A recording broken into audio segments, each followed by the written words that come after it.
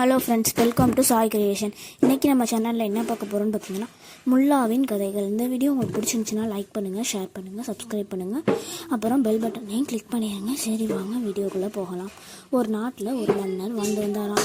அவர் ஒரு யானை வளர்த்தாராம். அந்த யானை ஊருக்குள்ளே போய் ஊர் மக்களுடைய நிலத்தெல்லாம் நாசம் பண்ணிக்கிட்டே இருந்துச்சான்.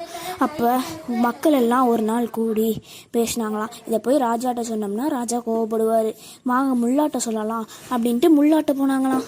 முல்லாட்ட இந்த மாதிரின்னு சொன்னோடனே முல்லா சொன்னாராம், ராஜா யானையை மரத்தில் கட்டி போட்டுருங்க அப்படின்னு சொன்னாராம். அதுக்கு மக்கள் எல்லாம் பயந்துட்டு சொன்னாங்களாம், மரத்தில் கட்டி போட்டோம்னா ராஜா ரொம்ப கோவப்பட்டுருவார் அப்படின்னதுக்கு முல்லா தான் சொன்னா அப்படின்னு சொல்லிடுங்க அப்படின்னு முல்லா சொன்னானா. உடனே மக்கள் எல்லாம் கட்டி போட்டுறாங்களாம். இந்த விஷயம் ராஜாவுக்கு தெரிய வருது. உடனே ராஜா முல்லாவை கூப்பிட்டு விடுறாரு.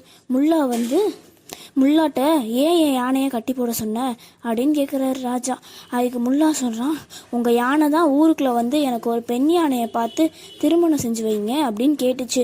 பெண் யானையை தான் ஏற்பாடு பண்ணியிருக்கோம். பெண் யானை கிடச்சோன்னே உங்கள் யானையை ஒளியேற்றுவோம் அப்படின்னு சொன்னாராம். அதுக்கு ராஜா சொன்னாராம், யானையாவது திருமணமாவது என்கிட்ட கதையாடா விட்ற அப்படின்னு கேட்டிருக்காராம். அதுக்கு முல்லா சொன்னாராம், வேணா உங்கள் யானைகிட்டையும் கேட்டு பாருங்க அப்படின்றாராம். உடனே முல்லாவும் ராஜாவும் ஊருக்குள்ளே போகிறாங்களாம். போகிற வழியில் மக்களுடைய நிலம் எல்லாம் சின்ன பின்னமாக இருக்காத அரசர் பார்க்குறாராம். உடனே மன்னருக்கு அவர் செஞ்ச தப்பு புரிய வருது. உடனே யானையை தன் ராஜ்யத்திலேயே கட்டி போட சொல்லிட்டு இது மக்களுக்கு நஷ்ட ஈடும் கொடுத்துட்றாரு.